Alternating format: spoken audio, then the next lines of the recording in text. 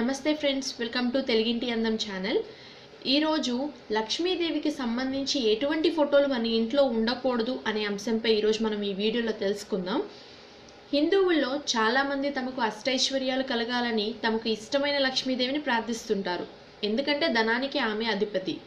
ఎవరికి ఐశ్వర్యం సిద్ధించాలన్నా ఆమె అనుగ్రహంతోనే అది జరుగుతుంది. కనుకే చాలామంది లక్ష్మిని ప్రార్థిస్తారు.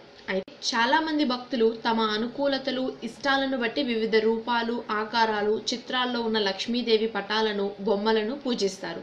కానీ మీకు తెలుసా, కొన్ని రకాల లక్ష్మీదేవి చిత్రపటాలను పూజిస్తే ధనం రాదట. పైగా ఉన్నధనం కూడా ఎలా వచ్చిందో అలాగే పోతుందట. ఈ క్రమంలో భక్తులు ఎటువంటి పటాలను బొమ్మలను పూజించాలి, ఎలాంటి వారిని పూజించకూడదు అనేది తెలుసుకుందాం. మొదటగా గుడ్లగూబ తెలుసుగా, దానిపై లక్ష్మీదేవి కూర్చున్నట్లుగా ఉండే బొమ్మను పూజించకూడదు. దీంతో అంతా అశుభమే జరుగుతుంది. ధనం వచ్చినట్లే పోతుందట. తామర పువ్వుపై లక్ష్మీదేవి నిలుచుని ఉన్న ఫోటో కాకుండా కూర్చున్నట్టు ఉన్న ఫోటోని పూజించాలట. దీంతో అంతా శుభమే జరుగుతుంది, ఇంకా ఐశ్వర్యం కూడా సిద్ధిస్తుంది.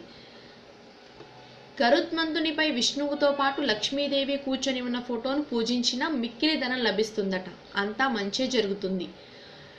శేషతల్పంపై విష్ణువు పడుకొని ఉండగా ఆయన కాళ్ళ వద్ద లక్ష్మీదేవి ఉన్న బొమ్మను పూజిస్తే అలాంటి వారి దాంపత్య జీవితం సుఖమయంగా సాగుతుందట.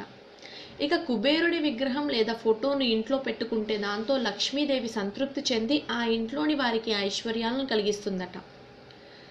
పాదరసంతో తయారు చేసిన లక్ష్మీదేవి విగ్రహాన్ని పూజిస్తే దాంతో అన్ని శుభాలే కలుగుతాయట. ధనం కూడా బాగా సమకూరుతుందట. దీపావళి రోజున స్ఫటిక శ్రీయంత్రాన్ని ఒక ఎర్రని వస్త్రంలో చుట్టి దాన్ని మీ లాకర్లో పెట్టాలి. దీంతో ఆ ఇంట్లో అంతా శుభమే జరుగుతుంది.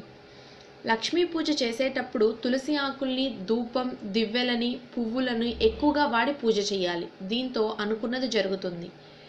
ఇక దీపావళి రోజున లక్ష్మీదేవి కుబేరుణ్ణి పూజించి అనంతరం ఈ యంత్రాన్ని 108 సార్లు పట్టించండి. దీనివల్ల భక్తులకి అనుకున్నది నెరవేరుతుందట. ఓం యక్షాయ కుబేరాయ వైశ్రవణాయ ధనధాన్యాధిపతయే ధనధాన్య సమృద్ధి మే దేహి దాపయ స్వాహ. ఈ వీడియో కనుక మీకు నచ్చినట్టయితే లైక్ చేయండి. మీ విలువైన సూచనలు సలహాలు కామెంట్స్ రూపంలో తెలపండి. వీడియోని షేర్ చేయండి. మరిన్ని ఇలాంటి వీడియోస్ కోసం సబ్స్క్రైబ్ బటన్ని క్లిక్ చేయండి. Thanks for watching.